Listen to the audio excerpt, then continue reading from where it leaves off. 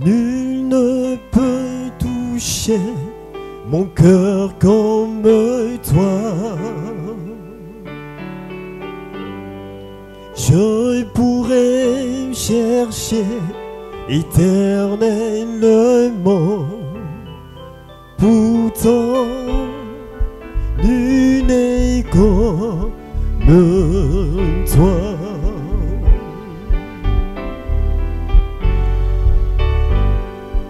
Nul n'est comme toi.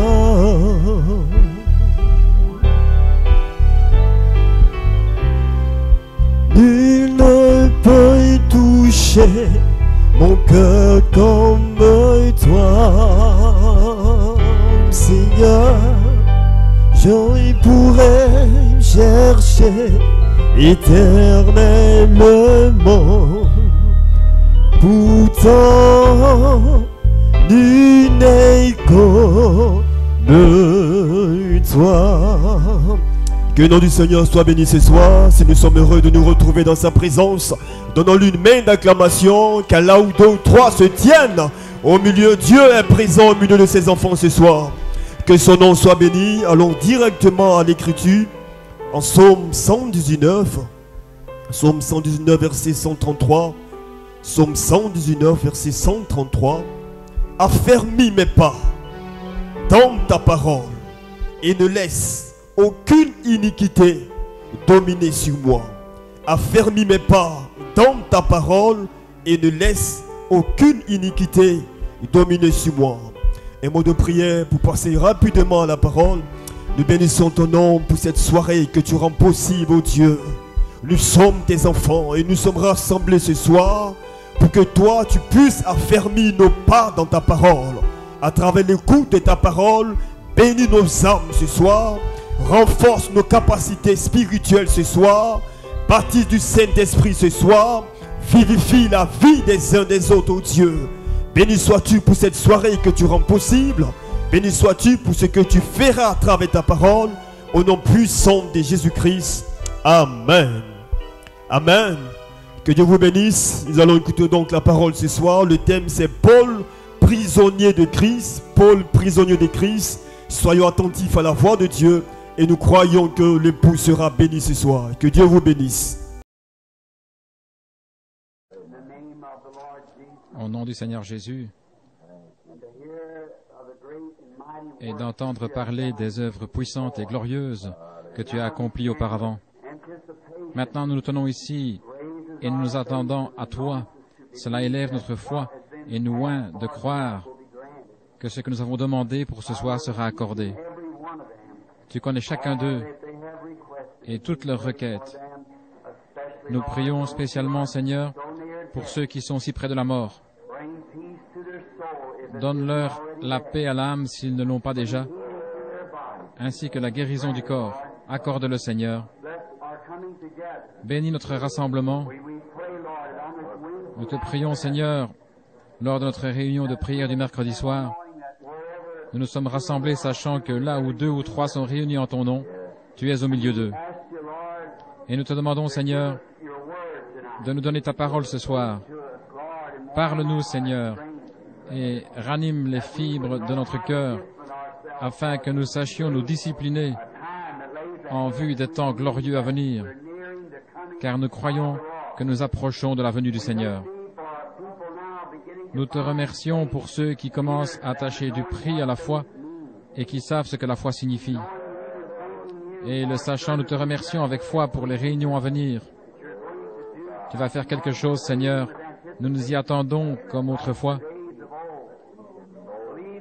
Nous croyons que le temps est proche où tu ouvriras les écluses des cieux et répandras les promesses que Dieu a faites en ce dernier jour.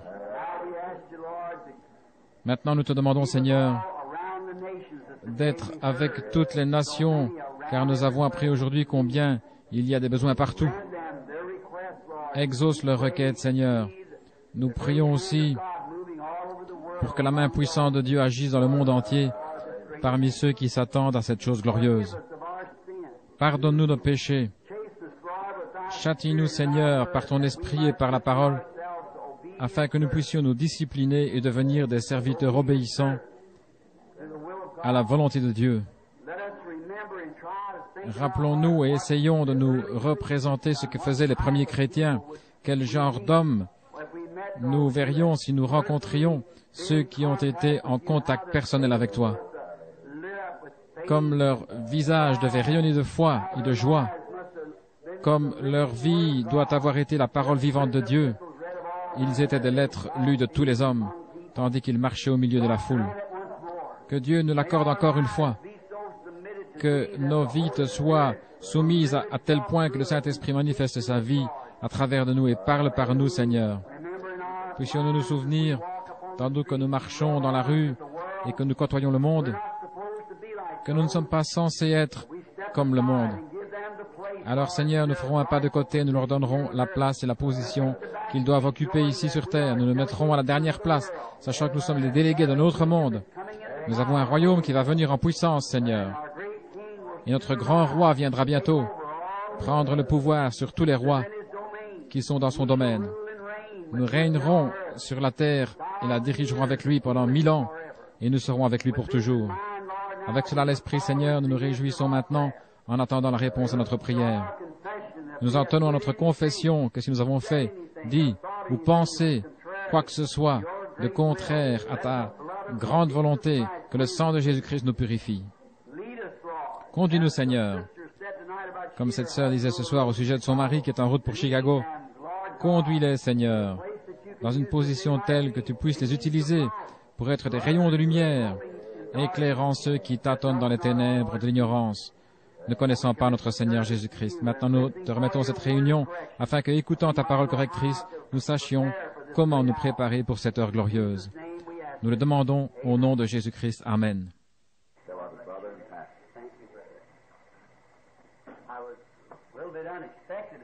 Je ne m'attendais pas à venir ici.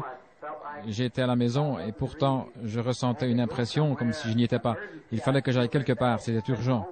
Je sentais que c'était mal de rester à la maison au lieu d'aller à la réunion de prière. Et je suis venu d'une manière inattendue. Inattendue autant de ma famille que de moi-même. Je n'ai fait qu'arriver et repartir. J'ai dit, je vais à la réunion de prière. Ma femme n'a même pas eu le temps de se préparer à venir car elle n'avait pas prévu que je viendrais. Je suis si heureux d'entendre le témoignage de cette sœur ici au sujet de cette lumière en Caroline du Nord ou du Sud, quelque part là-bas. N'était-ce pas à Greensville? Southern Pines. Frère Lee Vail était ici aujourd'hui. Je l'ai baptisé aujourd'hui au cours du baptême aujourd'hui, frère Lee Vail. Vous savez, l'un des ministres là-bas, le frère Thomas Parker. Je me souviens du temps où cette sœur était couverte d'une ombre. Sœur, ce fut une glorieuse confirmation. Le Saint-Esprit nous laisse parfois aller de l'avant pour tester notre foi, pour voir et tester la foi des autres. Quand vous dirigez vos regards vers quelque chose, que vous le voyez et que vous le dites, les autres regardent et ne voient rien. Ils disent qu'il n'y a rien, mais c'est là. Personne ne pouvait voir la lumière qui brillait sur Paul, mais elle était là. Personne n'avait vu la colombe descendre du ciel, ni la lumière se former et se tenir au-dessus de Jésus, si ce n'est Jean lui-même, mais c'était là. Vous voyez? De même, quand j'ai parlé plus tard de cette lumière semblable à une colonne de feu, personne ne voulait me croire. Mais maintenant, c'est l'œil mécanique de l'appareil photo qui l'a révélé. L'esprit du mal est un esprit de ténèbres. C'est comme si nos vies étaient couvertes d'une ombre. Si nos vies rencontrent la lumière du jour, nous marchons dans la lumière. C'est comme vous regardez dehors et que vous dites « je vois le soleil ». En plein jour, vous voyez seulement l'ombre du soleil, c'est la réflexion du soleil. Ce n'est pas le soleil lui-même, mais cela prouve qu'il y a un soleil. Cela nous en donne la preuve. C'est comme si je vous voyais là debout en train de parler. Cela signifie que vous êtes vivant. Mais ce n'est que l'ombre de la vie, car toute chose doit avoir de l'obscurité en soi pour pouvoir former une ombre. Il faut en effet que tout objet apparent possède en lui une certaine quantité d'obscurité et de lumière pour pouvoir donner une ombre. Il ne peut pas être entièrement sombre ni entièrement lumineux. S'il est obscur, tout est noir en lui. S'il est lumineux, il n'y a pas d'ombre. Il n'y a rien en lui qui puisse donner une ombre. Mais s'il y a un mélange d'obscurité et de lumière, cela produit une ombre. Vous reflétez une lumière qui vient d'ailleurs. Si vous êtes un chrétien, c'est votre ombre. Cela prouve qu'il y a une vie quelque part où vous ne pouvez mourir. Parce que cette vie présente a la mort en elle. mais ce n'est qu'une ombre, parce que vous êtes des êtres vivants et mobiles, ayant la capacité de voir, de penser, de se mouvoir, de parler, les 5 sens du corps. Cependant, vous savez que vous allez mourir. C'est ce qui cause tant de troubles. C'est pourquoi, vous savez, cette vie et cette mort mélangées ensemble, ce n'est qu'un reflet. Le physique doit mourir. Mais si vous reflétez par votre vie mortelle la lumière du ciel, alors vous reflétez la vie éternelle de Dieu. Alors quand vous mourrez, vous ne pouvez aller qu'à cette lumière, car c'est ce que vous avez reflété. Si vous êtes du monde des ténèbres, c'est lui que vous reflétez et vous ne pouvez aller nulle part ailleurs que vers les ténèbres. Nous sommes dans un reflet. Aussi sûr que le Saint-Esprit reflète la lumière et la vie, la mort reflète les ténèbres ici-bas devant Dieu. Vers la fin de la semaine, peut-être dimanche, nous aurons l'agrandissement d'une petite photo que vous pourrez fixer sur votre tableau d'affichage, là où vous mettez les photos. Je ne sais pas si vous l'avez remarqué. Il y a une semaine, j'étais en voyage missionnaire en Jamaïque. Alors vous savez que nous envoyons des bandes magnétiques dans le monde entier. Les 7 sceaux ont pénétré là-bas, en Jamaïque, jusque dans l'arrière-pays. Là-bas, derrière les montagnes bleues, c'est très primitif. Les indigènes ont parfois de ces vieux enregistreurs qu'on leur a donnés et qu'ils font remonter comme ces anciens gramophones à manivelle. Quand ils le font jouer, il faut tout le temps que quelqu'un ait le remonté. Le groupe où je suis allé avait un appareil fonctionnant sur une batterie de 6 volts ou quelque chose comme ça. Ils étaient tous rassemblés, ils étaient à peu près le même nombre que nous ici ce soir pour écouter une prédication. C'est Sceaux, je crois. Et tandis que je parlais, ils remarquaient cette même colonne de feu qui entrait dans la salle, s'avançant vers l'enregistreur, et elle s'immobilisa au-dessus de lui. Ils allèrent chercher un appareil photo et photographièrent la même colonne de feu. Elle se tenait juste au-dessus de l'enregistreur. Nous allons faire agrandir cette photo et nous la mettrons au tableau là, afin que vous puissiez la voir. Nous sommes si reconnaissants à Dieu dont la grâce nous permet de venir en sa présence aujourd'hui.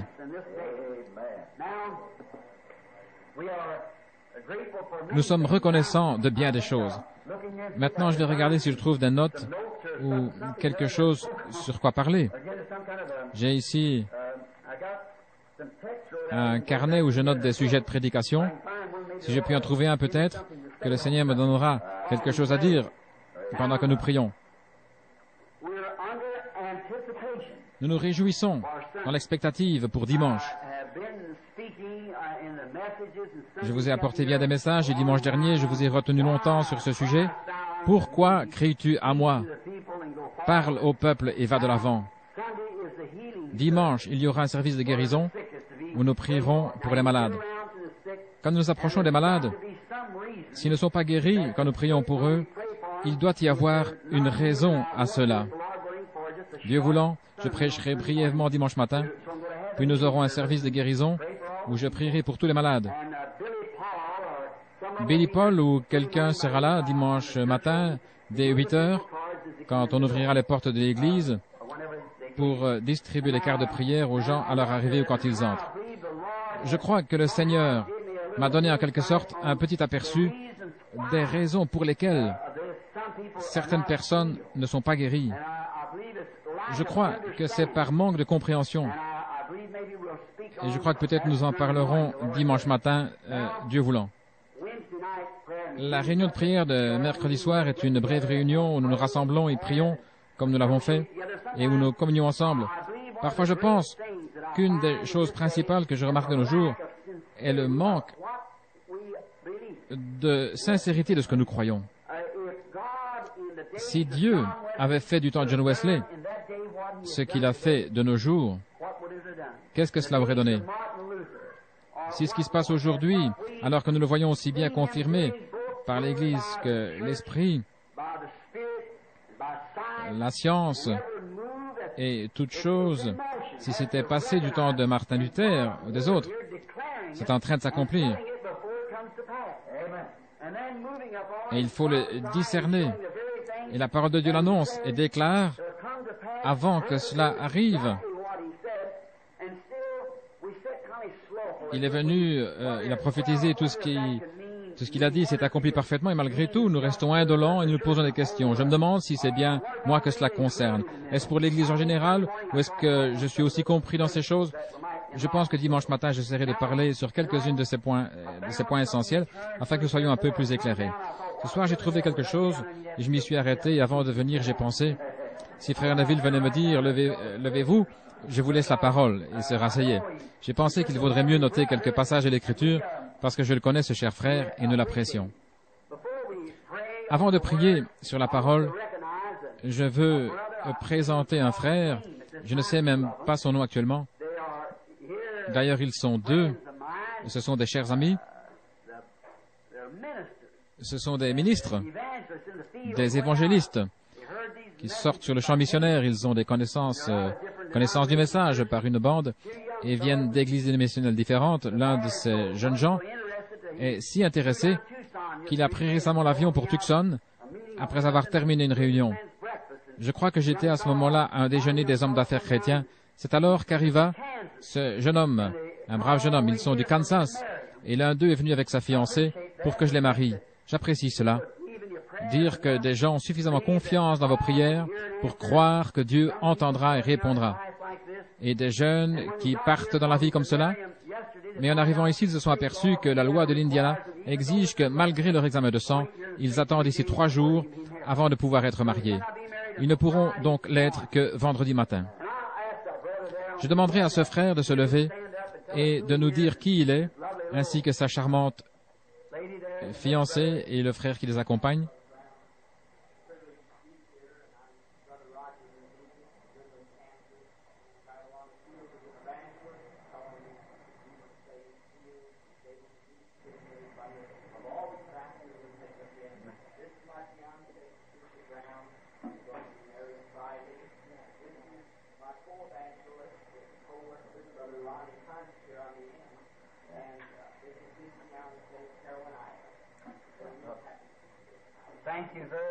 Merci beaucoup. Nous désirons vraiment qu'il y ait de ces jeunes ambassadeurs dans l'œuvre du Seigneur Jésus-Christ. Nous leur souhaitons la bénédiction de Dieu sur leur route. Et tandis que je médite et attends le retour du Seigneur, cela me réjouit de voir un jeune homme et une jeune femme se lever avec dans le cœur le dessein de servir Christ. Que le Seigneur vous bénisse richement, mon frère et ma sœur. Maintenant, venons-en à un petit livre dont je ne vous ai jamais parlé. Et il n'y a qu'un chapitre. C'est le livre de Philémon. Je suis un petit peu irlandais. Et j'ai un appareil pour tenir mes dents du bas en place, ce qui fait que je n'arrive pas toujours à prononcer ces noms correctement. Parfois, c'est simplement à cause de mon manque d'instruction. Ainsi, Philémon, comme quelqu'un le dit là-bas, je crois que c'est la bonne prononciation. Maintenant, le premier verset, je n'en prendrai qu'un ou deux mots. Paul, un prisonnier de Jésus-Christ. Et c'est ce que je vais utiliser ce soir comme texte, Dieu voulant. Un prisonnier. On peut difficilement s'imaginer Paul se considérant comme un prisonnier. Lui, un homme libre par sa naissance, un homme rempli du Saint-Esprit, cependant, il se dit prisonnier. En s'adressant aux Corinthiens, nous voyons qu'il dit Paul, apôtre de Jésus-Christ. Une autre fois, Paul, un serviteur de Jésus-Christ. Tout cela par la volonté de Dieu, quand il parle à Timothée et aux autres. Ici, il écrit à Philémon, il dit Paul, un prisonnier de Jésus-Christ. Paul, un apôtre. J'aimerais prêcher un soir sur ce sujet. Paul, un serviteur. Prêcher là-dessus. Et puis Paul, un prisonnier. Mais ce soir, étant donné qu'il faudrait des heures pour approfondir un seul de ces sujets, je prendrai celui-ci, Paul, le prisonnier. Mon sujet sera un prisonnier. Maintenant, courbons nos têtes un instant. Seigneur Jésus, tout homme peut feuilleter la Bible, mais seul le Saint-Esprit peut l'interpréter selon la lumière qu'elle doit recevoir. Nous lui demandons de venir et de nous aider à comprendre ceux à qui ça a été adressé. Paul était un grand prophète puissant et pourtant il se dit prisonnier. Que le Saint-Esprit nous le révèle tandis que nous attendons à lui. Au nom de Jésus-Christ. Amen. Maintenant, je peux imaginer Paul, quand il écrivit cette lettre à Philémon, alors qu'il était assis dans la prison, là, dans le cachot de cette ville, un prisonnier. Et par sa position, il savait bien ce que signifiait ce mot. Il était entouré de barreaux. Il ne pouvait être libéré que si quelqu'un le laissait partir libre. Et il savait ce que ça voulait dire être prisonnier. Maintenant, je ne crois pas que l'apôtre voulait parler de son état présent, de son corps qui était enfermé là, dans cette prison. Je crois plutôt qu'il faisait allusion au fait que son être, son esprit, sa volonté était prisonnier de Jésus-Christ. Nous sommes tous nés avec un libre arbitre qui nous permet de prendre les décisions que nous voulons. Dieu a fait cela car il devait placer chaque homme sur la même base. Sinon, en donnant le libre arbitre au premier homme, il l'aurait placé sur une mauvaise base. Voyez, ce soir, nous sommes exactement comme Adam et Ève. Il n'y a pas de différence. Le bien et le mal sont devant chacun de nous. La vie et la mort, nous pouvons choisir. C'est à vous de le faire. Voyez, c'est ainsi que firent Adam et Ève. Mais ils firent le mauvais choix.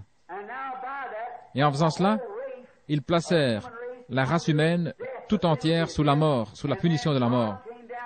Mais Dieu est venu sous la forme d'un homme, a pris cette mort et payé la rançon de la mort, afin que ceux qui étaient sujets et qui voulaient être libres puissent l'être. Maintenant, s'il n'avait pas agi avec nous de la même façon qu'avec Adam et Ève, s'il nous avait attirés au travers de quelque chose en nous disant « Je vous sauverai, que vous le vouliez ou non », il aurait mis Adam et Ève sur une base fausse. Mais chacun de nous doit choisir entre la mort et la vie. Nous devons le faire. Comme je viens de l'exprimer, votre vie démontrera exactement de quel côté vous êtes. Peu importe ce que vous en dites, vos actions de chaque jour révèlent ce que vous êtes. Vous connaissez ce vieux dicton? Votre vie parle si fort que je ne peux pas entendre votre témoignage. Vos actions parlent tout aussi fort. J'ai toujours approuvé le fait de crier, de sauter, mais j'ai toujours dit ne sautez pas plus haut que ce que vous vivez, car le monde vous observe, voyez.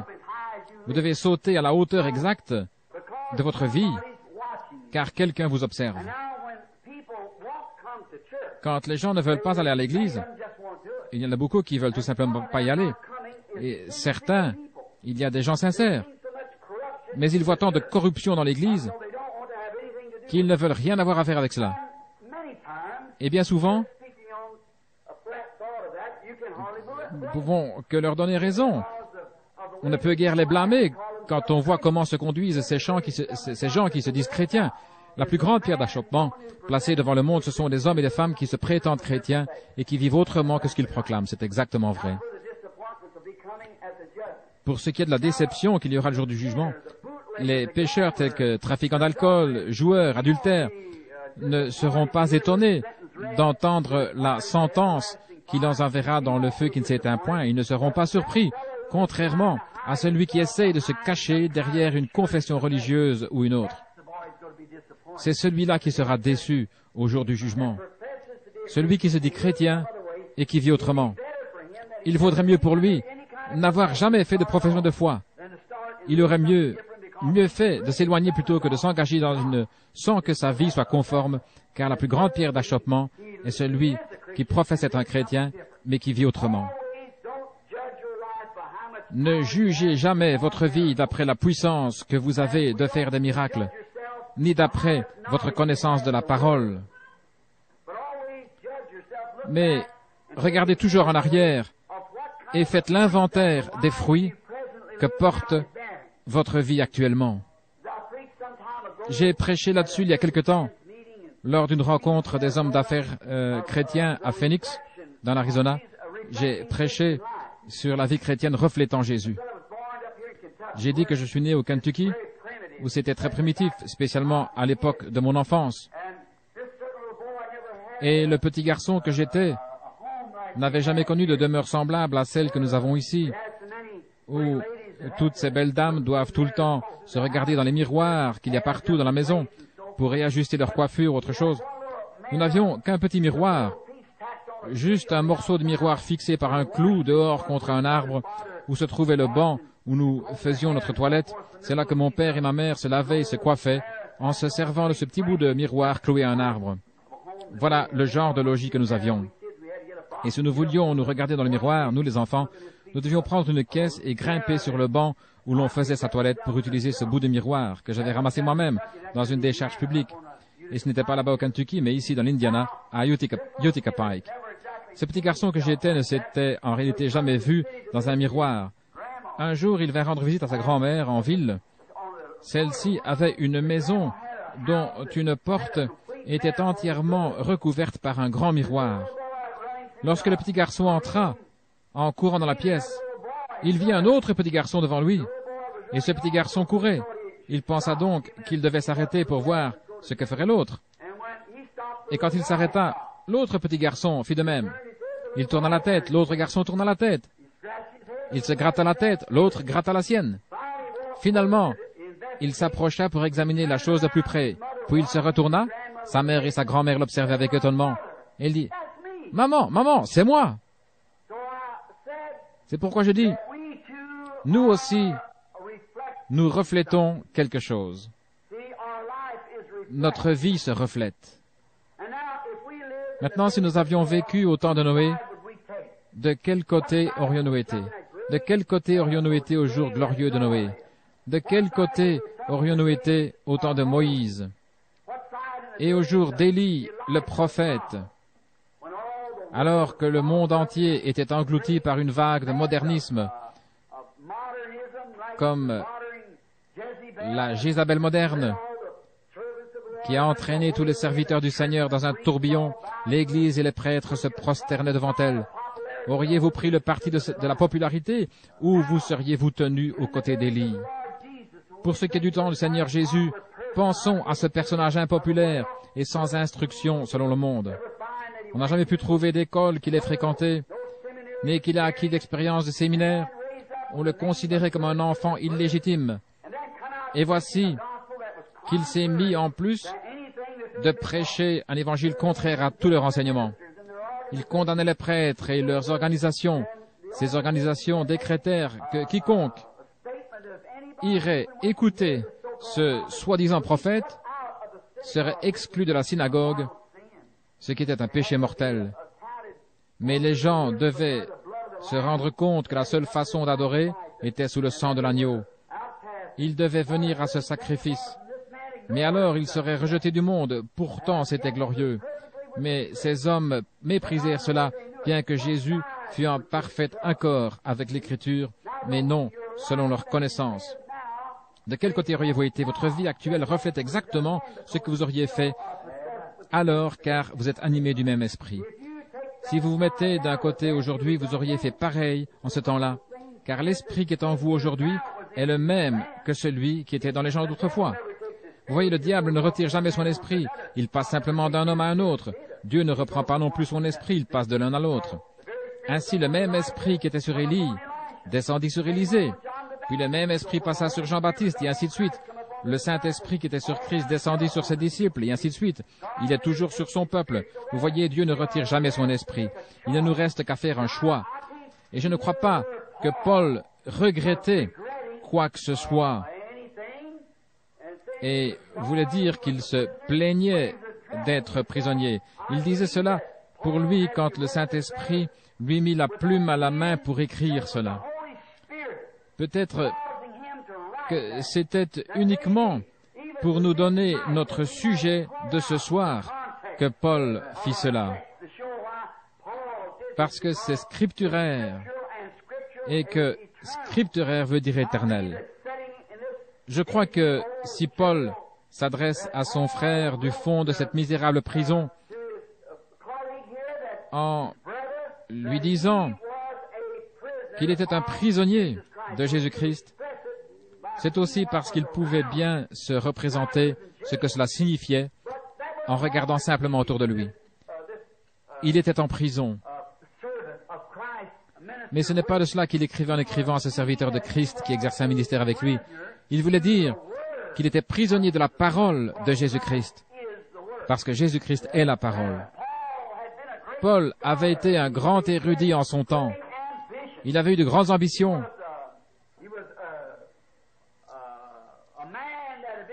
C'est un homme qui avait reçu de l'instruction des gens. Gamaliel était un grand professeur. Paul n'aurait pas pu fréquenter d'écoles plus prestigieuses que celle où il enseignait. C'était une de ces écoles comme, par exemple, Wheaton ou Bob Jones ou une de ces grandes écoles fondamentalistes. Il avait été instruit comme ministre de la parole. Paul était un jeune homme instruit, bien élevé et intelligent. Il avait peut-être la grande ambition de devenir un jour sacrificateur ou souverain sacrificateur de son peuple. Il avait de l'ambition. Et pour atteindre ce but élevé, il avait été formé. Il avait consacré toute sa vie, peut-être depuis l'âge de 8 ou 10 ans, jusqu'à 30 ou 35, où il termina ses études et reçut ses diplômes. Il était en bon terme avec tout le clergé, même avec le souverain sacrificateur de Jérusalem. Paul avait un ordre de lui, un ordre personnel, écrit de lui, confiant le soin d'aller à Damas pour aller chercher ceux qui adoraient Dieu d'une manière contraire aux ordres du souverain sacrificateur, les trouver, les lier, les jeter en prison et, si nécessaire, de les mettre à mort s'il le voulait. Il avait de grandes ambitions. Mais tout ce qu'il avait appris, Dieu le lui enleva.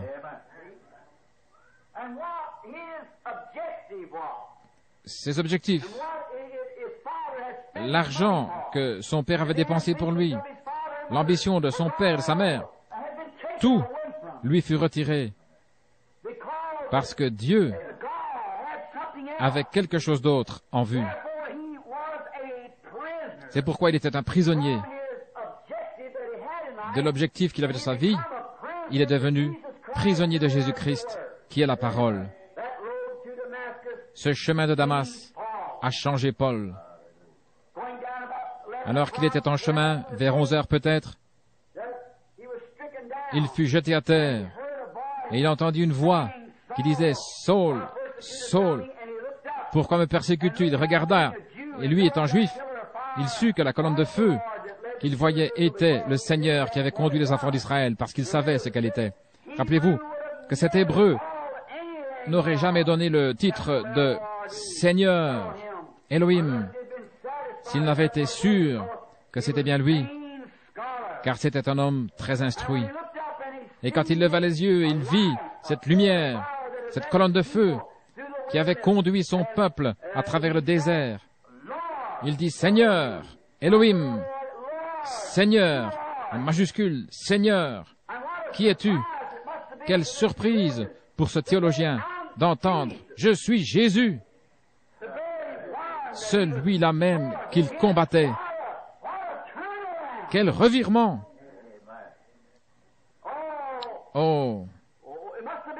Cela a dû être quelque chose de terrible pour cet homme, plein d'ambition, de découvrir tout à coup qu'il était un persécuteur. Son ambition l'avait entraîné plus qu'il ne l'avait pensé loin de la chose principale. Quel grand choc pour cet apôtre quand il entendit « Je suis Jésus », celui-là même qu'il persécutait. Pourquoi me persécutes-tu? Disons encore ceci. Quand on se moque de l'Église, ce n'est pas vraiment d'elle qu'il s'agit. On se moque de Jésus. Pourquoi me persécutes-tu? Comment Paul, avec toute son intelligence, aurait-il pu croire que ce groupe qu'il persécutait C'était le Dieu même qu'il prétendait servir. Je pense que nous n'avons pas besoin d'entrer dans les détails parce que nous sommes tous suffisamment instruits pour que nous comprenions ce que je veux dire. C'est pareil de nos jours. Paul était bien plus intelligent que les petits Galiléens ignorants qu'il persécutait et qui pourtant, dans leur humilité, avaient déjà accepté cet homme de Galilée. Mais Paul, avec son grand savoir et son intelligence, ne pouvait accepter cela. Quel bouleversement cela a dû être pour lui sur ce chemin. Et il fut frappé de cécité, en sorte qu'il ne put plus poursuivre sa mission. Mais il fut conduit chez un nommé Judas dans une rue appelée la droite. Alors le prophète Ananias, qui avait été informé dans une vision, vint vers Paul et lui dit, « Frère Saul, le Seigneur qui t'est apparu sur le chemin m'a envoyé afin que je t'impose les mains pour que tu recouvres la vue et que tu sois rempli du Saint-Esprit. » Vous voyez ce qui s'est passé. Qu'est-ce que ça a dû être pour Paul? Tout ce qu'il avait appris à faire était renversé. Ainsi, toute son instruction avait été réduite à zéro. Maintenant, il savait qu'il avait fait une expérience. Voilà une autre bonne leçon pour nous. L'expérience en soi ne suffit pas. Cela doit être une expérience en accord avec la parole du Seigneur. Ainsi donc, ayant vu cela, et sachant que c'était quelque chose de glorieux, que quelqu'un d'autre avait reçu avant lui, il se retira pendant 3 ans et 6 mois dans le désert d'Arabie, avec la Bible d'alors, l'Ancien Testament. Et il compara son expérience qu'il avait eue avec l'Écriture pour voir si c'était conforme. Que se serait-il passé s'il avait dit « Ce n'est qu'un peu d'exaltation », puis avait continué son chemin en pensant « Je vais simplement suivre les pensées de mon intelligence ». Mais il fallait qu'il devînt le prisonnier de quelque chose.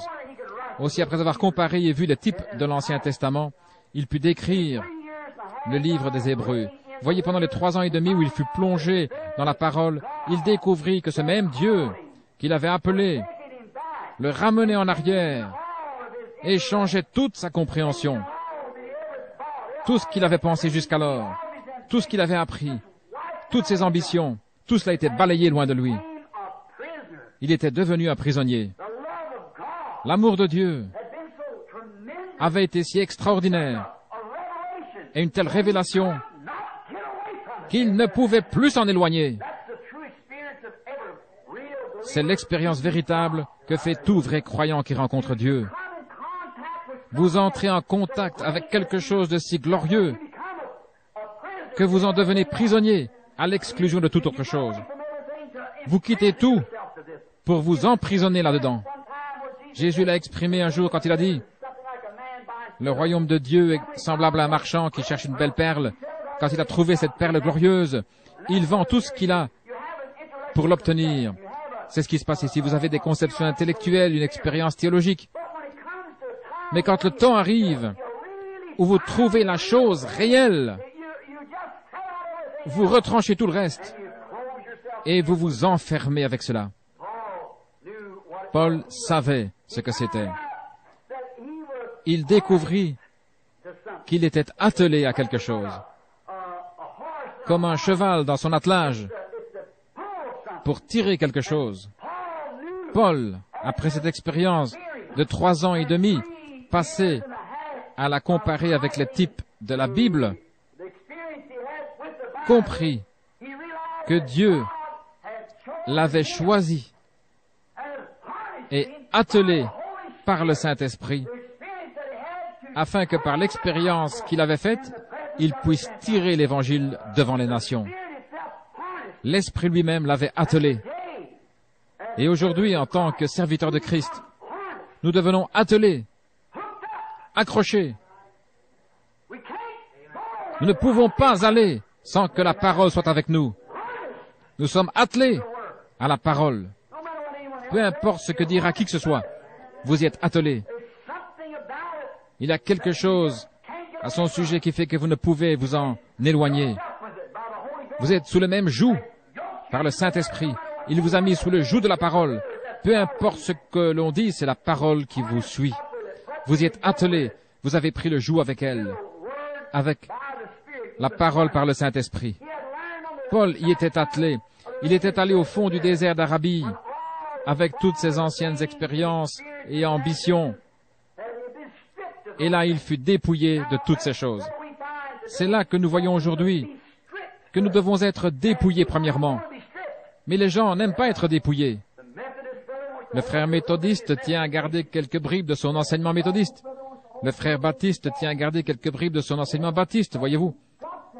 Mais vous devez être complètement dépouillés de tout. Naître de nouveau et prendre le joug à partir de là, selon que le Saint-Esprit vous conduit. Vous ne pouvez pas dire, mon père disait qu'en arrivant à l'église, il serrait la main du pasteur, c'était un bon membre loyal. C'était peut-être bien pour sa génération. Mais nous sommes dans une autre génération, nous devons maintenant revenir au temps biblique. Pour notre époque, les ministres de Dieu étaient bien attelés eux aussi, mais ils sont entrés dans une autre dispensation. Et ils ont manqué de se dépouiller de leur vieux harnais pour en mettre un nouveau. Et c'est pareil aujourd'hui. Nous sommes sortis d'une ère dénominationnelle, comme nous l'avons prouvé par les âges de l'Église, la Bible, etc. Et nous entrons dans une ère de liberté où le Saint-Esprit lui-même descend, se manifeste, se fait connaître et accomplit chaque promesse qu'il a faite. Voilà, quelle époque glorieuse. Et Paul savait autre chose. Il savait qu'il ne pouvait pas aller quelque part sans être attelé à la parole, même s'il avait voulu. Son ambition était d'aller chez des frères qu'il avait invités. Mais cependant, le Saint-Esprit le pressa de faire autre chose. Il n'était plus son propre maître. Peut-être que quelqu'un lui disait, frère Paul, nous aimerions que vous veniez chez nous. Nous avons la plus grande église, l'assemblée la plus nombreuse. Vous recevrez beaucoup d'offrandes, etc. Et lui, pressé par le Saint-Esprit, il pensait, j'ai un frère là-bas, c'est vers lui que je dois aller pour qu'il soit sauvé. Il faut l'amener au Seigneur. Mais l'Esprit le poussait à aller encore ailleurs. Il était vraiment prisonnier. Oh Dieu, fais de nous de tels prisonniers. Libérés de nos ambitions égoïstes, de notre jugement personnel, de nos pensées que nous croyons être les meilleures afin de devenir des prisonniers de Jésus-Christ. Je crois que c'est glorieux de pouvoir déclarer « Je suis un prisonnier de Jésus-Christ ». Rappelez-vous qu'il est la parole. Quoi qu'on en pense, il est la parole. Si vous êtes prisonnier de la parole, aucune dénomination ne peut vous en détourner. C'est la parole, vous en êtes prisonnier, c'est tout. Vous devez agir comme elle agit. Il ne pouvait pas aller à certains endroits où il aurait voulu aller. Pourquoi? Parce que l'Esprit le lui défendait. Souvenez-vous des nombreuses fois où Paul cherchait à se rendre en un lieu où il pensait avoir une grande réunion, mais l'Esprit l'en empêchait. Cela n'établit-il pas et ne prouve-t-il pas clairement que Paul était un prisonnier de Jésus-Christ, attelé à sa parole par l'Esprit? Oh, j'aime cela. Il était lié. Il était lié par des chaînes, des liens d'amour, pour faire la volonté de Dieu et elle seule. Il était un prisonnier. Il était dans des chaînes d'amour. Il était sous le joug avec Christ. Il ne pouvait se mettre sous aucun autre joug. Il était sous le joug avec lui et devait marcher selon qu'il était conduit, peu importait que l'herbe parût plus verte à droite qu'à gauche, il devait aller où le conducteur et le joug allaient. Oh, si ce soir, nous autres du Branham Tabernacle pouvions seulement devenir des prisonniers par rapport à notre nature égoïste, à notre ambition personnelle, et nous abandonner complètement et nous mettre sous son joug. Peu importe ce que pense le reste du monde. Peu importe ce que fait le reste du monde, nous sommes liés sous un joug d'amour. Nous sommes prisonniers. Mes pieds sont tellement liés au joug de Christ qu'ils ne peuvent plus aller danser. Mes yeux sont tellement liés au joug de Christ que lorsque je vois ces stripteaseuses modernes dans la rue, ils me font détourner la tête. Mon cœur est tellement lié au joug de son amour que je ne peux plus avoir d'amour pour le monde. Ma volonté est tellement liée à son joug que je ne sais même plus quelles sont mes ambitions personnelles. Où que tu conduises, Seigneur, je te suivrai, je veux être un prisonnier. Paul était véritablement un prisonnier. Il ne disait pas de choses fausses. Il avait été réformé par le Saint-Esprit pour attendre la parole. Il avait été instruit d'une façon, mais maintenant Dieu l'instruisait d'une autre façon. Il avait été formé par le Saint-Esprit pour attendre la parole du Seigneur. Quelles qu'aient pu être ses ambitions. Maintenant, avec l'aide du Saint-Esprit, j'espère vous montrer quelque chose. Prenons un exemple. Un jour, Paul et Silas descendaient la rue d'une ville où Paul tenait une réunion de réveil. Une femme possédée d'un démon le suivait en criant. Sans aucun doute, Paul savait qu'il avait l'autorité d'un apôtre pour chasser ce mauvais esprit hors de cette femme. Mais l'avez-vous remarqué? Il attendit jour après jour, jusqu'à ce que tout à coup, le Saint-Esprit lui parle. Il dit, le moment est venu. Alors Paul ordonna, esprit sort d'elle.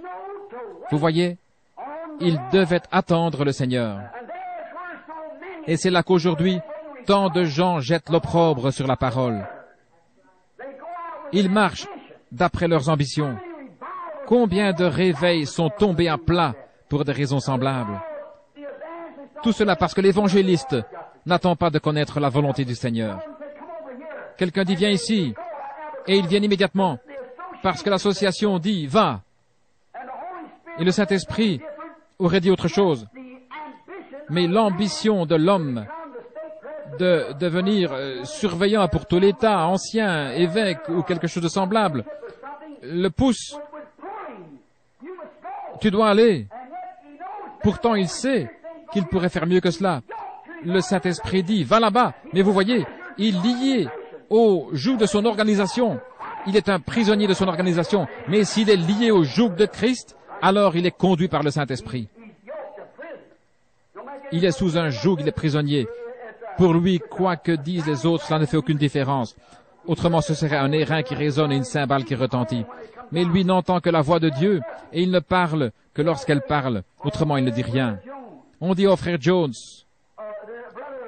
frère Roberts, ou un de ces grands hommes qu'il y a aujourd'hui dans le pays, comme Tommy Hicks, Oral Roberts, ou le frère Tommy Osborne, l'un de ces grands évangélistes. Quelqu'un dira peut-être, venez chez nous, Tommy ou Oral, vous êtes un grand homme de Dieu. J'ai un oncle qui est au lit. Il est lié.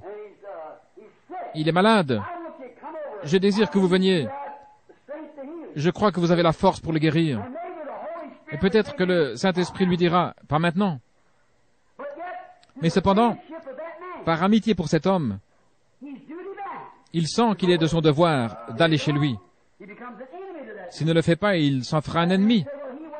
L'homme dira, il est allé chez un tel et il a guéri leur enfant, je le sais. Et moi, qui suis son ami depuis des années, il a refusé de venir. Mais s'il est contraint par le Saint-Esprit à ne pas aller, il vaut mieux qu'il n'y aille pas. Il est sous le joug de Dieu. Son ami, il l'aime, mais il vaut mieux qu'il soit conduit par le Saint-Esprit pour y aller, parce qu'autrement, de toute manière, cela ne donnerait rien de bon. Je l'ai expérimenté tant de fois. Mais Paul, lui, attendait que le Saint-Esprit lui dise ce qu'il devait faire. Il vaut mieux être attentif au Saint-Esprit. Un soir, après avoir prêché, il vit un infirme en sortant. Soudain, l'Esprit lui parla et dit, et Paul dit, je vois. Comment? Je perçois. De la même manière qu'il vit qu'il ferait naufrage et serait jeté sur une île, je perçois que tu as la foi pour être guéri. Lève-toi sur tes pieds. Jésus-Christ t'a guéri. Voilà, il était sous le joug. Peut-être qu'il avait fait une semaine d'évangélisation sans que rien se passe, mais pourtant il attendait que le Saint-Esprit lui parle. Il était lié au joug de cet appel. Maintenant, vous direz, mais frère Branham, vous contredisez ce que vous avez dit dimanche au sujet de votre longue attente. Mais rappelez-vous que c'est le Saint-Esprit qui m'a parlé sur la route et m'a dit, je te renvoie parmi les malades et les affligés. J'ai obéi au Saint-Esprit. C'est certain. Je ne suis pas allé avant qu'il ne me l'ordonne. J'attendais le ainsi dit le Seigneur, jusqu'à ce que j'ai bien reçu le ainsi dit le Seigneur. C'est différent. C'est cela qui fait la différence. Paul attendait la parole du Seigneur. Il était poussé par l'Esprit à ne suivre que les ordres de Dieu. C'est ainsi qu'il devint le prisonnier de Jésus-Christ. Chers amis, si seulement nous pouvions devenir des prisonniers. Je sais qu'il fait très chaud, mais je voudrais citer encore quelques personnages. J'en ai 6 ou 8 inscrits ici, mais prenons-en un ou deux. Prenons le personnage de Moïse. Il était né pour être un libérateur. Et il le savait. Il savait qu'il était venu au monde pour être un libérateur. Mais avant de parler de Moïse, je voudrais dire ceci. Tout homme qui veut le servir fidèlement, Dieu doit toujours en faire son prisonnier. Un homme doit abandonner toutes ses ambitions, tout ce qu'il a, tout, sa vie, son âme, son corps, sa volonté, ses ambitions et tout le reste, pour devenir complètement prisonnier de Christ, qui est la parole, pour servir Dieu. Il se peut que vous deviez marcher à l'opposé de ce que votre bon sens vous montre. Vous pensez peut-être que dans une certaine organisation, on pourrait vous élever et vous confier quelque chose d'important qui vous permettrait de briller. Mais comment vous retrouverez-vous après cela? Au bout d'un certain temps, vous vous retrouverez vaincu jusqu'à ce que Dieu puisse trouver un homme qui accepte de devenir son prisonnier. Dieu cherche des prisonniers. Il l'a toujours fait. Vous n'avez qu'à sonder les Écritures. Un homme doit être prisonnier de Christ envers et contre tout. Par conséquent, vous ne pouvez pas être lié à quoi que ce soit en dehors de Christ. Même pas votre père, votre mère, votre frère, votre sœur, votre mari, votre femme ou qui que ce soit. Vous n'êtes lié qu'à Christ et à lui seul. Alors Dieu peut vous utiliser. Jusque-là, il ne peut pas le faire. Parfois, je dépasse les bornes et je parle durement aux gens. Vous comprenez? J'essaie de vous faire couper vos liens. Vous devez avoir un point de départ. C'est comme lorsque je parle aux femmes qui se coupent les cheveux et qui portent des vêtements indécents tout en faisant profession d'être chrétiennes. Vous direz, ce ne sont que de petites choses, mais il faut bien commencer quelque part. C'est pourquoi commencez par l'ABC. Coupez les liens de l'apparence mondaine et devenez prisonnière de Jésus-Christ. Puis vous continuez à couper les liens partout jusqu'à ce que les dernières chaînes tombent. Alors vous êtes un prisonnier. Vous êtes sous son emprise. Alors vous êtes en son pouvoir. Moïse savait qu'il était né pour être un libérateur, il le savait. Avez-vous remarqué quelle était son ambition? Il le savait, parce que sa mère le lui avait dit pendant qu'elle jouait son rôle de nourrice. Il n'y a pas de doute que quand ce petit bébé Moïse naquit, sa mère lui dit, « Tu sais, Moïse, ton papa, Amram et moi avons prié sans cesse. Nous avons vu en lisant la parole qu'il était temps que vienne un libérateur. Et nous avons prié, Seigneur, Dieu, nous aimerions voir ce libérateur. Une nuit dans une vision, le Seigneur nous a annoncé ta naissance, que tu serais un libérateur. Et nous n'avons pas craint l'ordre du roi. Nous n'avons pas tenu compte de ce qu'il a dit. Nous savions que tu étais né pour être un libérateur. Nous savions, Moïse, que nous ne pouvions pas t'élever convenablement. Rappelez-vous qu'ils avaient séjourné 400 ans en Égypte. Et nous voulions que tu reçoives l'éducation et l'instruction appropriée. Aussi, t'ai-je mis dans une petite arche que j'ai lancée sur le Nil. Je me suis efforcé de faire en sorte que le courant t'emporte à travers joncs et roseaux loin d'ici, juste devant le palais de Pharaon, à l'endroit où la fille de Pharaon va se baigner.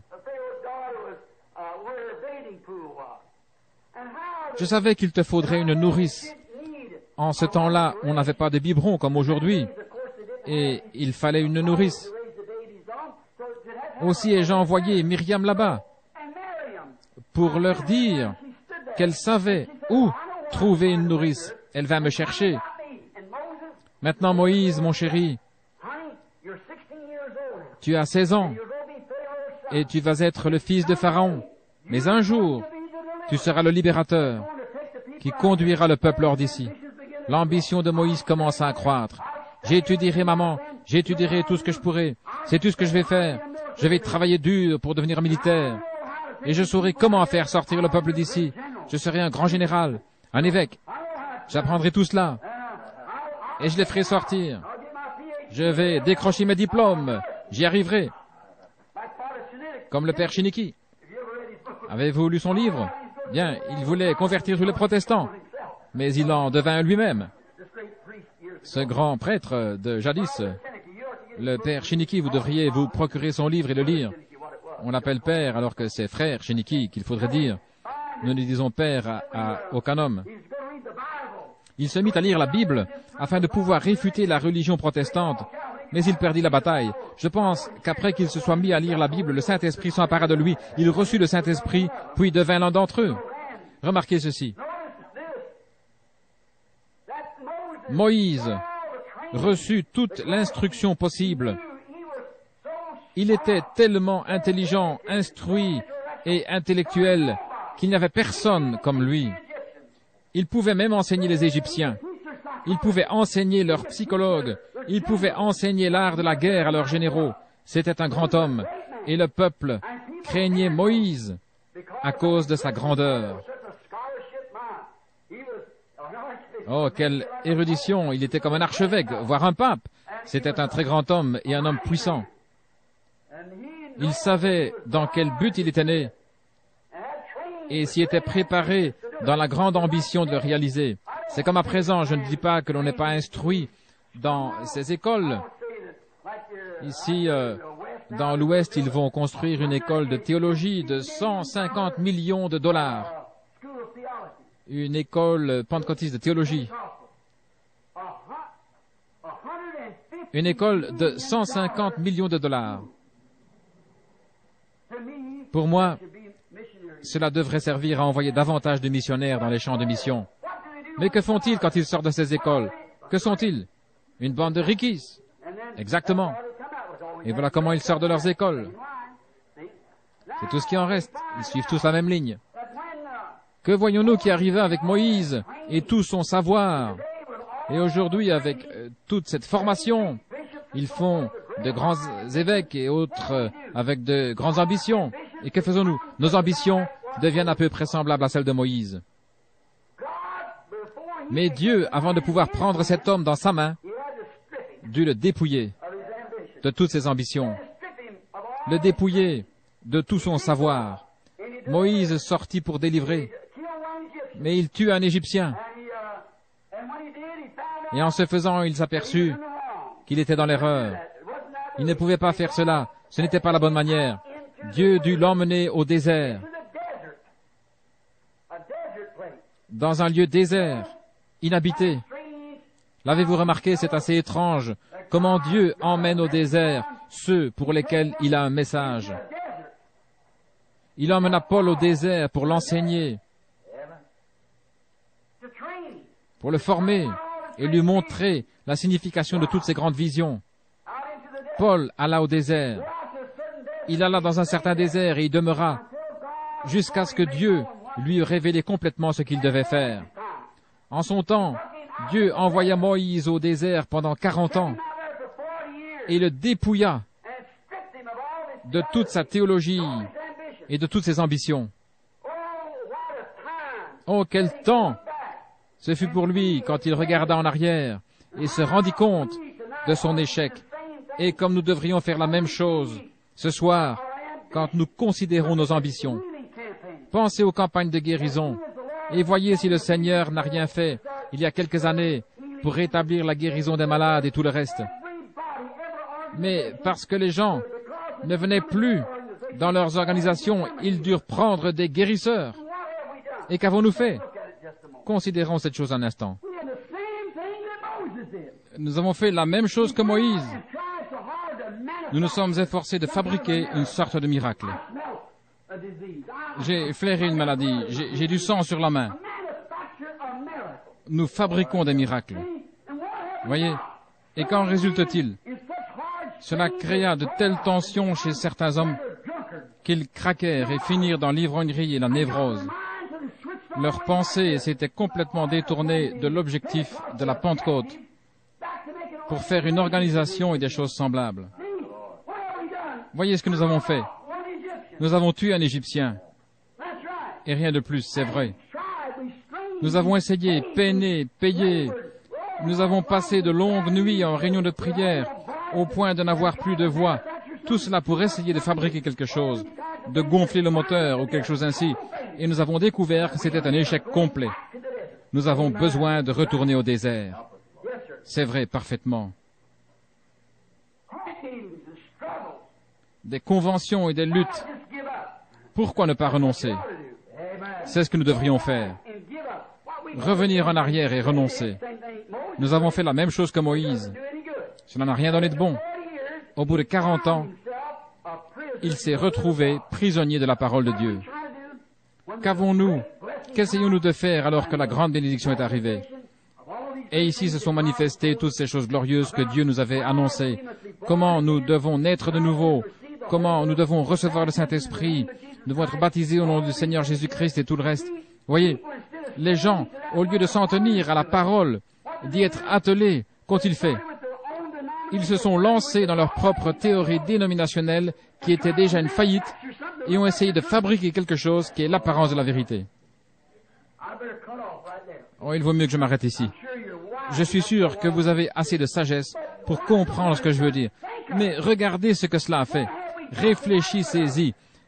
Qu'avons-nous maintenant, si ce n'est une nation pleine de gens organisés qui renient les Écritures de Dieu, qui disent que la vie du Saint-Esprit n'est que de la télépathie mentale, qui refusent l'accès à leurs églises, à ceux-là qui ne permettent pas de mentionner un seul mot au sujet de la semence du serpent, de la sécurité éternelle, de tout ce que le Saint-Esprit a révélé et prouvé comme étant la parole. J'ai lancé défi sur défi pour que l'on vienne me prouver que ce que je dis est faux. Mais qu'est-ce qu'il possède? Le reste des gens ne possède rien de plus que Luther avait reçu, vous voyez. Tuer un Égyptien. Qu'est-ce que ça signifie? Peut-être qu'avec cela, un homme a arrêté de voler ou de tromper sa femme. Mais qu'avez-vous fait de lui à part cela? Un membre d'église. Venez vous joindre à notre groupe, voyez. Cet homme mort et infect fut le seul résultat de 40 ans d'études. Un Égyptien mort qui gisait là, pourri, mort. C'est à peu près la même chose aujourd'hui. La seule chose qui reste de ce soi-disant réveil qui a franchi les océans est une poignée de membres d'église pourrissants qui ne savent pas plus sur Dieu qu'un Hottentot sur les merveilles de l'Égypte. C'est vrai, mais cela leur parlerait de la parole de Dieu et ils disent, je ne crois pas à cela. Peu importe ce qu'ils disent, je n'y crois pas. C'est une chose affreuse à relever après toute la peine que nous sommes donnés, les luttes et tout le reste. Peut-être que nous pourrions citer une grande école ou autre chose, mais elle est morte. Nous pourrions citer une organisation, mais elle est morte, elle est infecte. C'est comme les choses dont nous sommes sortis. Mais le chien est retourné à ce qu'il avait vomi et la truie s'est vautrée dans le bourbier. Un seul Égyptien mort. Moïse savait sans aucun doute qu'il avait été appelé pour délivrer le peuple. As-tu perdu le sentiment et l'intérêt pour le peuple? Bien sûr que non. Alors, pourquoi ne fais-tu pas ton œuvre? Pourquoi n'essaies-tu pas? Pourquoi ne vas-tu pas avec les autres? Mais Moïse est là pour être dépouillé, jusqu'à ce qu'il ait fait une expérience avec le buisson ardent, puis proclame la parole, « Je suis le Dieu d'Abraham, d'Isaac et de Jacob, et je me souviens de ma promesse. Je viens pour les délivrer, et je t'envoie pour le faire. » Voilà la parole, et non pas les ambitions ou les désirs du peuple. Que devint Moïse? Il ne voulait plus rencontrer les Égyptiens. Il ne voulait plus faire face à cela. Il était devenu prisonnier. Amen. Il dut passer par toutes ces années de dépouillement, mais ensuite il devint un prisonnier devant le buisson ardent. Ce grand Moïse, avec toute son intelligence. La Bible dit qu'en Égypte, Moïse était puissant en action et en parole. Mais voyez ce que fit ce grand théologien en présence du buisson ardent. Il confessa simplement son incapacité. Quand il saisit la véritable intention de Dieu, il confessa qu'il était incapable de l'accomplir, malgré qu'il ait reçu tout l'enseignement théologique qu'on ait pu lui donner. Il avait étudié dans les meilleures écoles. Mais voilà que devant la colonne de feu qui se tenait dans le buisson ardent, il ne put que dire « Je ne sais même pas parler ». Il dit « Seigneur, qui suis-je pour que tu envoies ?» « Ôte tes souliers, Moïse, je veux te parler. Prosterne-toi, ôte même tes souliers, tombe sur ta face, je veux te parler. » Moïse ne pouvait même pas parler. Finalement, il fut un prisonnier élu, un prophète élu, exactement comme Paul fut élu, lui aussi. Moïse avait été élu comme libérateur. Et alors finalement, Dieu fit de son élu son prisonnier. Oh, alléluia. Il ne pouvait agir que mu par la parole de Dieu. Qui dirais-je qui m'a envoyé? Je suis. Comment ferais-je? Je serai avec toi. Oui, Seigneur, comme tu veux, me voici. Voilà, il est un prisonnier. Il va à l'encontre de ce qu'il pensait être le meilleur. Il avait été initié au commandement d'une armée. À droite, droite. Char bien chargé. Lance en avant. Chargé, c'est ainsi qu'il allait vaincre. C'est ce qu'on lui avait appris. Mais il dit, qu'est-ce que je vais utiliser? Dieu lui dit, que tiens-tu dans ta main? Un bâton. Dieu agit parfois d'une manière tellement ridicule selon la pensée humaine. Moïse avait un bâton à la main, une longue barbe pendante. Il était âgé de 80 ans. Sa femme, assise sur une mule, tenait un enfant sur sa hanche. Il s'appuyait de ses vieux bras décharnés sur son bâton, mais il gardait la tête haute parce qu'il avait malgré tout le « Ainsi dit le Seigneur ». Il avait enfin fixé son ancre. Il était prisonnier. Je n'avance que quand la parole avance. Je ne parle que quand la parole parle. Où vas-tu? J'ai un ordre de mission. Je dois aller devant Pharaon, lui montrer avec ce bâton que c'est Dieu qui m'a envoyé. Que vas-tu faire ensuite? Dieu me montrera la suite quand j'aurai fait cela. Voilà. Je n'ai qu'une chose à faire. La première est de m'abandonner. De devenir un prisonnier. Ne pensez plus à vous ni à rien d'autre. Devenez un prisonnier. Moïse devint un prisonnier. Il avoua qu'il ne pouvait même plus parler. Finalement, Dieu l'avait bien en main, au point qu'il ne pouvait avancer sans que Dieu le pousse. Dieu lui donna la parole. Moïse savait que c'était la parole. Il se soumit à la parole et le Saint-Esprit, Dieu, attela Moïse à la volonté de Dieu. C'est exactement ce qu'il fit avec Paul. N'est-ce pas vrai? Il attela Paul, ce petit juif sarcastique au nez crochu.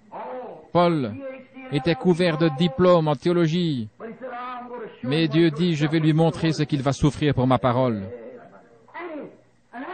Paul, assis là-bas, vit la parole et vit qu'elle était Jésus. Alors il leva les mains et fut attelé à lui. L'amour de Dieu l'attela à la parole. Il portera mon nom devant les nations. Il y a là. Moïse, je suis le Dieu de tes pères. Je suis le Dieu d'Abraham, d'Isaac et de Jacob. Je me suis souvenu de ma promesse et le moment de son accomplissement est proche.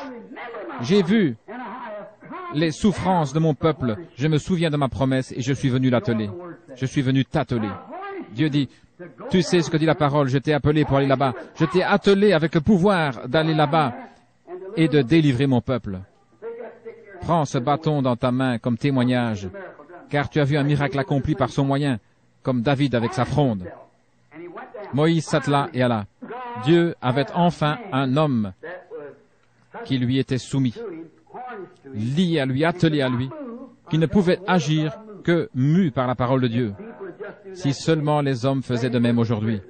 Le voilà son prisonnier, un prisonnier d'amour, attaché à Dieu par un joug d'amour, comme Paul qui était lui aussi attaché à Dieu par un joug d'amour.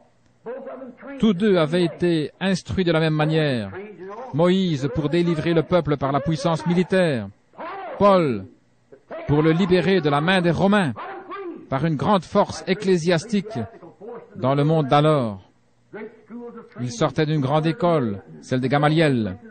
Puis tous deux allèrent dans le désert. Et lorsqu'ils en revinrent, ils étaient des hommes différents. Tous deux virent la colonne de feu. Tous deux étaient prophètes. N'est-ce pas vrai? Tous deux étaient prophètes. Et la colonne de feu leur parla aux deux. C'est l'exacte vérité. Ils étaient venus pour apporter la délivrance. C'est vrai. Ils passèrent par le désert. Ils quittèrent leur foyer et allèrent au désert pour découvrir. Ils quittèrent leur peuple et tout pour trouver la volonté de Dieu. Ils avaient été formés d'une certaine manière. Dieu changea cela et les instruisit d'une autre manière. Ils étaient devenus totalement prisonniers, de sorte qu'ils n'agissaient plus comme ils le voulaient, mais comme Dieu le voulait. Il est le même, hier, aujourd'hui, éternellement. Avons-nous encore une dizaine de minutes? Je vais rapidement examiner un autre personnage. J'en vois un devant moi. Son nom est Joseph. C'était un fils élu. Il est un type parfait de Jésus-Christ. Il était né prophète. Jésus aussi est prophète. Il avait des visions. Et tout enfant, il se vit assis sur un trône, ses frères se prosternant devant lui. Mais, attention, il sentait confusément qu'il était un grand personnage. Et que dut faire Dieu?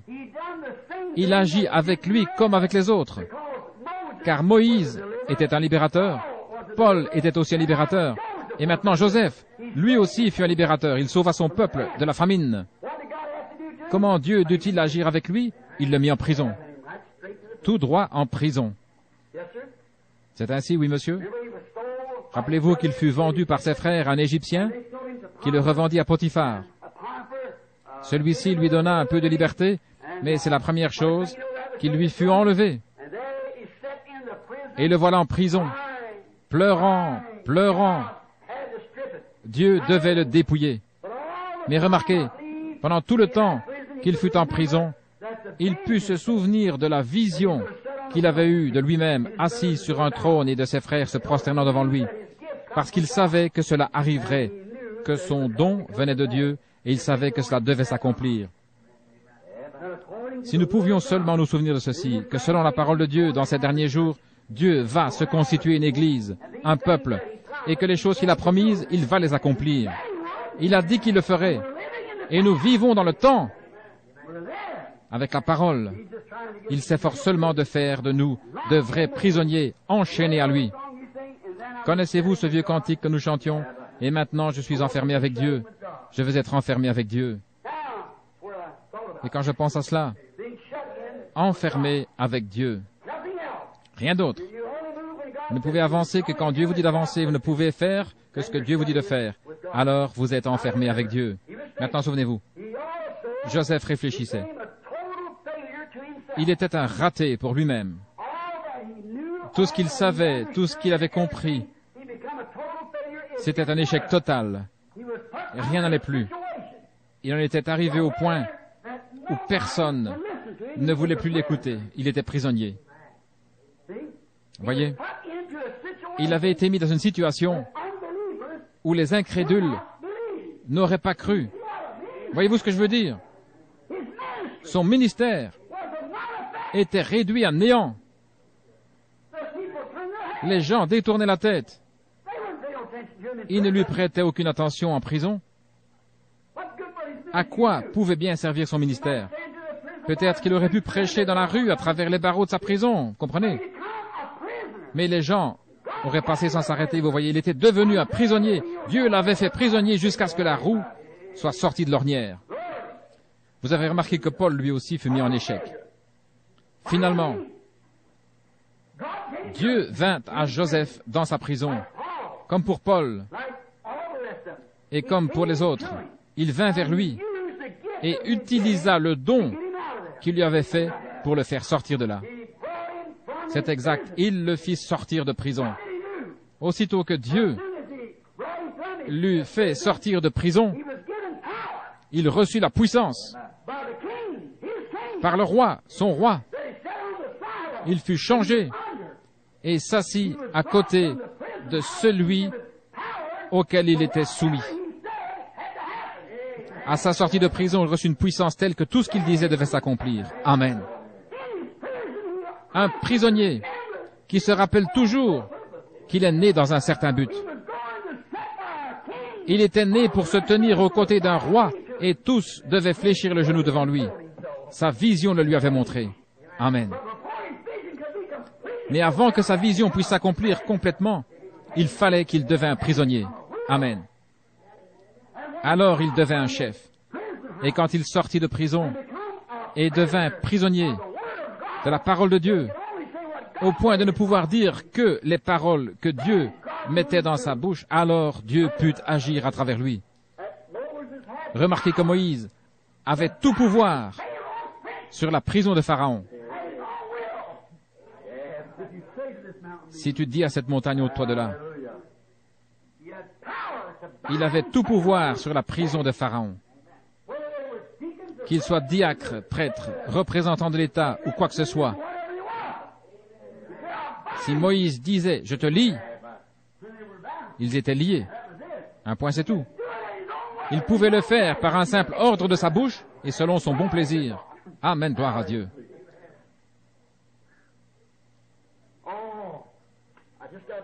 Oh, il ne me reste plus que 3 minutes si je veux tenir parole. Maintenant, nous avons découvert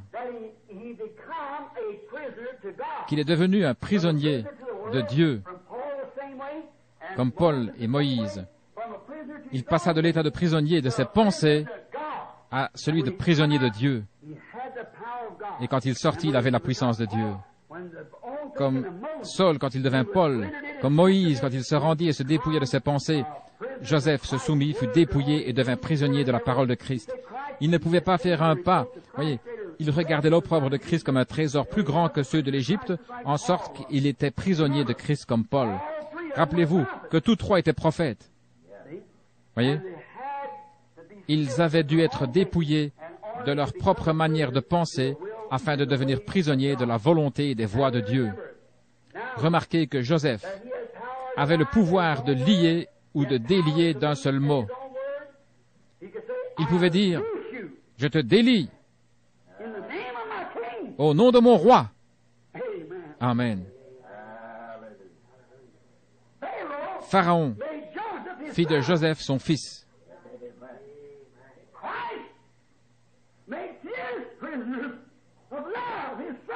Christ fait de ses fils des prisonniers d'amour et il leur donne la puissance, la même que la sienne. Saint Jean 14,12. Celui qui croit en moi, voyez, fera aussi les œuvres que j'ai faites et il en fera de plus grandes. Maintenant, le prisonnier de l'amour de Christ est revêtu de puissance par son roi qui est Christ. Amen. Je vous le dis en vérité, si quelqu'un dit à ces montagnes, ôte-toi de là et jette-toi dans la mer, et s'il ne doute point en son cœur, mais croit que ce qu'il a dit arrive, il le verra s'accomplir. Si vous demeurez en moi et que ma parole demeure en vous, si vous êtes liés à moi, parce que lui et la parole sont un, au commencement était la parole était avec Dieu, et la parole a été faite chair et l'habitait parmi nous.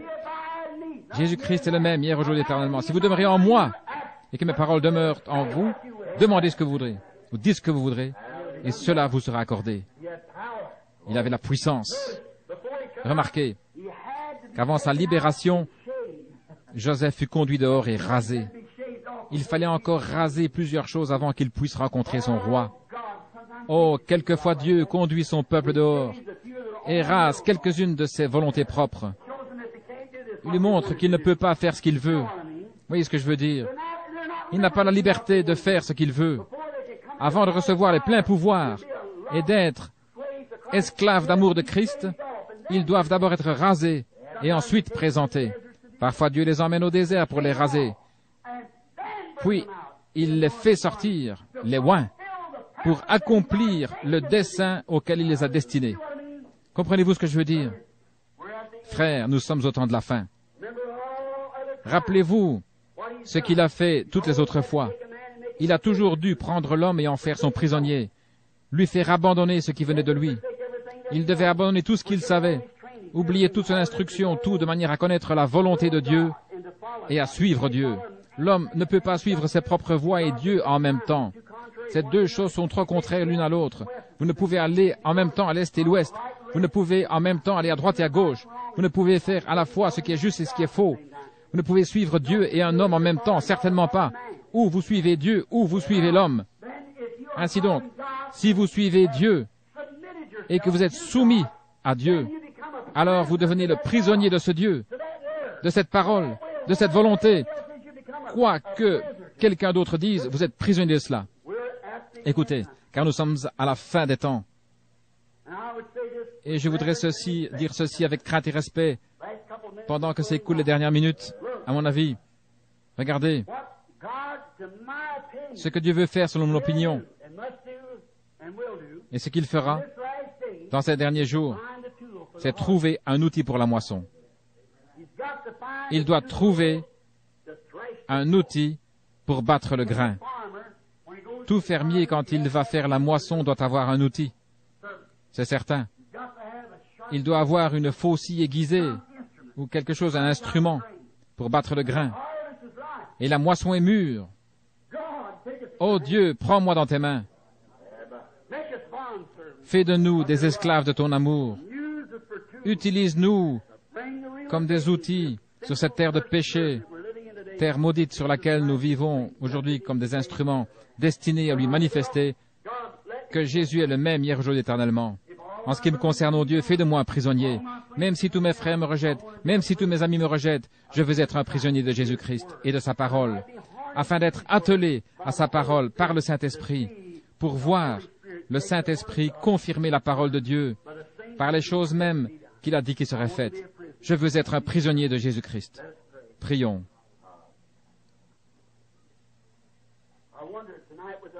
Je me demande ce soir, avec la tête inclinée, si cette ambition que nous avons d'être quelque chose d'autre, ou peut-être quelque chose que nous pouvons considérer comme égoïste, je me demande si nous ne pourrions pas abandonner cela. Je me demande si un jeune garçon ici ce soir, qui en regardant autour de lui, se dit, quand je serai grand, je vais être telle et telle chose. Je me demande si vous ne pourriez pas sentir la volonté de Dieu entrer dans votre vie et dire, non, non, non, j'ai perdu mes ambitions maintenant. Ces derniers jours, le Saint-Esprit m'a parlé. Je veux m'abandonner à Dieu et devenir un instrument pour battre le grain dans ces derniers jours. Jeune fille qui avait peut-être l'ambition de devenir un jour une belle dame ou une grande beauté, ou peut-être même faire une carrière à Hollywood. Je me demande si vous ne voudriez pas abandonner vos ambitions en présence de Dieu et de sa parole et entendre l'appel de Dieu dans votre propre vie. Dieu sait qui vous êtes. Je me demande s'il y a un ministre, un serviteur de Dieu ou quelqu'un qui travaille dans l'Église. Je ne viens ici que de temps en temps et je ne connais pas le tiers des gens qui sont ici ce soir. J'en connais qu'une poignée. Mais je me demande s'il se trouverait ici une personne qui serait d'accord de dire, peu importe ce qu'on dit, maintenant je suis l'esclave de Dieu. Je prêcherai sa parole envers et contre tout. Tant pis si mon organisation me met dehors. Je resterai avec cette parole. C'est ce que je vais faire. Ma volonté est la volonté de Dieu. Je vais être un prisonnier de Jésus-Christ. Par sa grâce et avec son aide, je le ferai. Pensez à cela pendant que nous demeurons la tête inclinée. Combien a cette ambition ce soir? Veuillez lever la main. Je lève aussi la mienne. J'abandonne tout. La tête inclinée maintenant. Chantons lentement pendant que vous y pensez.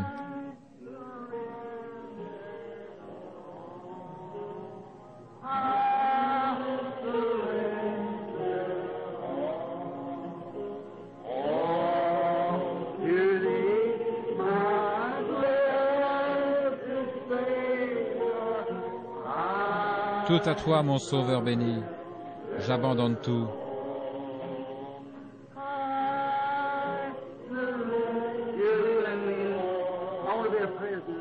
Pensez-vous cela sérieusement? Je veux être un prisonnier. Prends-moi, Seigneur. Conduis-moi ce soir dans la maison du potier. Brise-moi et pétris-moi à nouveau.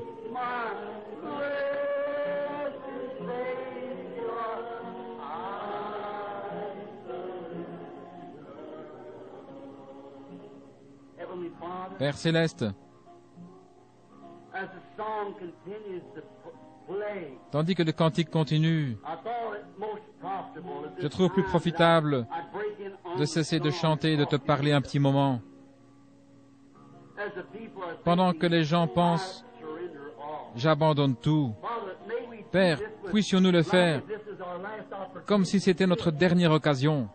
Let us come with Venons sincere, avec sincérité, come unto the venons table of the Lord à la table du Seigneur avec des vêtements lavés, wash garments, wash souls, des âmes lavées, des volontés lavées, ambitions, des ambitions lavées, to surrender ourselves and pour let nous God abandonner take His et word laisser Dieu prendre sa parole us up et nous lier ensemble sous son joug avec lui, avec la parole de Dieu, et que le Saint-Esprit s'empare de nous maintenant, tandis que nous sentons le joug se resserrer autour de notre cœur à partir de ce soir. take you at your word. Je te prends au mot. Now, Maintenant, think your own thing. ne pensez plus vos propres pensées. Pensez mes pensées. I will lead you. God, Pensez ma volonté. Je vous conduirai. Mon Dieu fait que ce soit l'expérience de chacun de nous. Ces jeunes, mariés femmes, ainsi que quelques autres qui sont fiancés. this older man, Il y a des hommes plus âgés ici qui sont des prédicateurs. Ils sont déjà sur la route. Seigneur, voici frère Neville et moi getting way qui sommes déjà montés bien haut sur l'échelle. our days are being numbered now. Nos jours sont comptés maintenant. Our made Nos pas sont devenus plus prudents qu'autrefois. we watch Nous regardons où nous marchons. not as sure footed Notre pied n'est plus si sûr physically qu'autrefois, physiquement parlant. Mais Seigneur, alors que nous voyons cette vie tirée à sa fin, footsteps are sure. nous nous rendons compte que personne n'a une marche sûre Take our hearts si tu ne le tiens par la main. Maintenant, Seigneur, prends-nous veux-tu, prends notre cœur et notre volonté dans ta main, et que ce soir, nous devenions des prisonniers de la parole, des prisonniers de Christ. Que nous puissions vivre ici une vie pieuse. Puissent ces femmes, ces jeunes femmes, ces jeunes gens, ces garçons et ces filles abandonner leur vie, Seigneur, et que leurs ambitions deviennent l'ambition de servir Jésus-Christ. Puissions-nous devenir prisonniers de sa grâce et de sa volonté divine. Exauce-le, Seigneur. C'est tout ce que je sais faire, Seigneur. Ce sont de pauvres paroles maladroites, I trust that you et je compte sur toi pour les mettre à leur place. Il fait si chaud ici. people want to listen. Les gens voudraient écouter, Feel one, mais il fait vraiment chaud. many are at Et beaucoup doivent rentrer chez eux pour partir au travail de bonne heure. Mais puisse cette semence pénétrer dans leur cœur des prisonniers. say to the wife, Rentrez à la maison et dites à votre épouse, avant de vous mettre à prier cet après-midi ou ce soir, en vous agenouillant près du lit, échangez un regard et dites, to one another and say, dear, chérie, what about que penses-tu de ce que nous avons entendu ce soir? Sommes-nous vraiment devenus prisonniers de Christ et de sa volonté, ou agissons-nous toujours selon notre propre volonté? man and young women, Puissent les jeunes hommes et les jeunes femmes, partout, spécialement ceux qui ont entendu le message de ce soir, se poser la même question. willing to Est-ce que je désire devenir un prisonnier, my own life, abandonner ma propre vie? saves his life, Celui qui voudra sauver sa vie la perdra, but he that will mais celui lose his life, qui la perdra à cause de moi la trouvera. Father, we know Père, nous savons ce que cela signifie devenir ton prisonnier. our own ambition. Délie-nous de nos ambitions personnelles et de nos désirs personnels pour découvrir les tiens. Accorde-le, Seigneur, nous aurons alors la vie éternelle. La seule chose que je puisse faire est de tout mettre entre tes mains et que cela fructifie et produise de glorieux outils pour la moisson du dernier jour. Que des hommes et des femmes, des garçons et des filles s'abandonnent à l'entière volonté de Dieu et deviennent des prisonniers de Jésus-Christ dans son amour. Qu'ils soient liés dans les liens de l'amour divin en Christ. C'est en son nom que nous le demandons.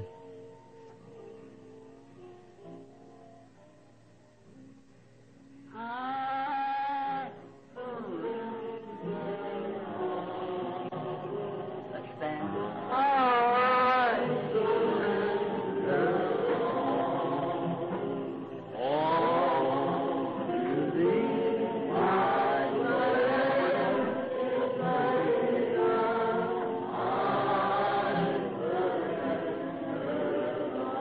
Let's just say that again with our eyes closed and our hands up.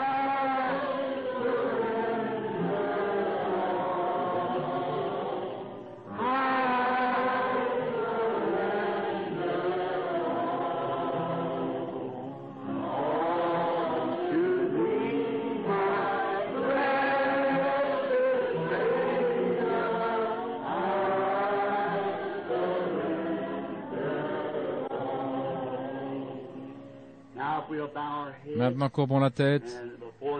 Et avant de chanter le cantique final, prends le nom de Jésus avec toi.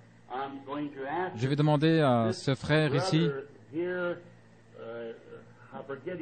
j'ai oublié son nom, la sœur qui a été guérie a rendu témoignage au sujet de cette vision de ténèbres qui était venue sur elle. Et rappelez-vous qu'en se retournant, elle a vu que c'est sa foi qui a fait cela. Le voile avait disparu. Voulez-vous clore cette réunion de la prière, frère, et demander la bénédiction de Dieu sur nous?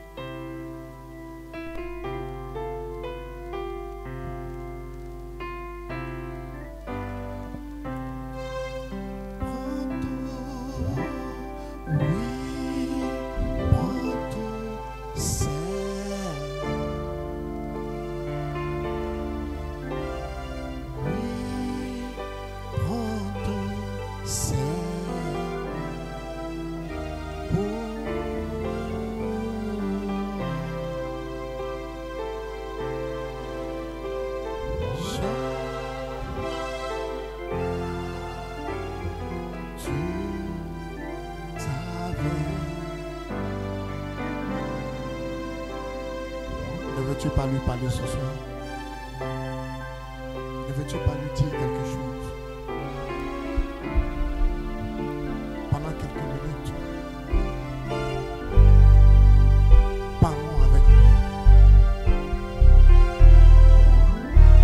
Il se fait tard.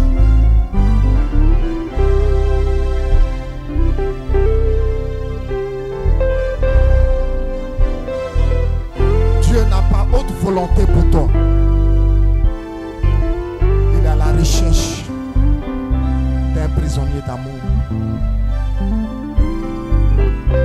Je veux abandonner mes ambitions personnelles. Je veux abandonner mes plans.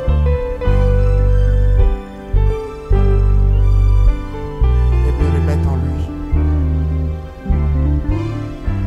Oh Seigneur, taille-moi. Façonne-moi, modèle-moi, change ma nature, change mon caractère.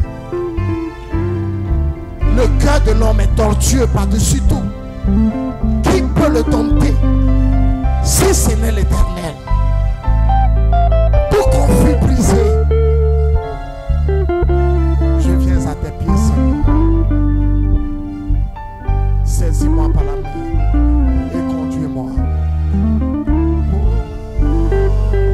Oh, parlons-lui un instant. Dis-lui quelque chose.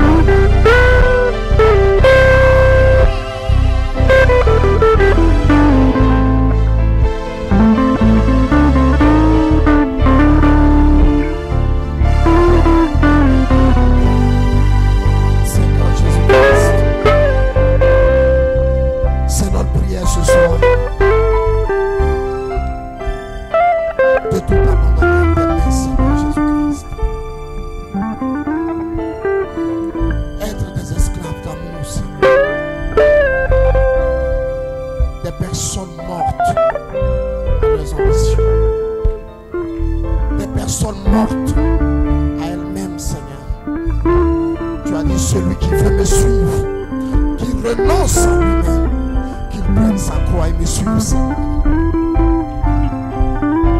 À toi nous venons ce soir, Jésus-Christ. Accepte l'offrande de notre vie, Seigneur. Accepte l'offrande de notre cœur, Père. Et règne dans nos âmes, Seigneur. Comme ton serviteur l'a dit ce dimanche, que ton règne vienne, que ta volonté soit faite dans notre vie comme elle est faite au ciel, Seigneur. Reçois l'honneur, la gloire et la louange, Seigneur Jésus-Christ. Fais de nous de vrais prisonniers. Des personnes qui ne pensent plus par elles-mêmes, mais qui pensent par toi, Seigneur. Qui parlent par toi, qui vivent par toi, Seigneur.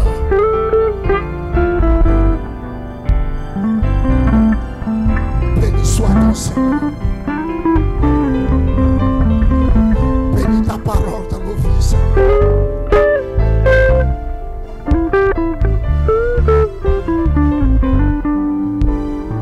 Bénis l'âme de ton prophète à la gloire. Bénis sa famille, Seigneur. Bénis notre cher pasteur, Seigneur. Pour l'inspiration de placer ce message à point nommé, Seigneur, cette inspiration. Bénis sa vie, bénis sa famille, bénis chacun de nous, Seigneur, bénis le sacrifice, fortifie-nous, Seigneur, affermis nos pas dans tes sentiers, Jésus-Christ. Nous prions et demandons cela ce soir, alors que nous sommes à la fin du service. Guide et conduis chacun de nous sains et saufs. Et comme l'a dit ton prophète, que nous puissions méditer sur ces choses.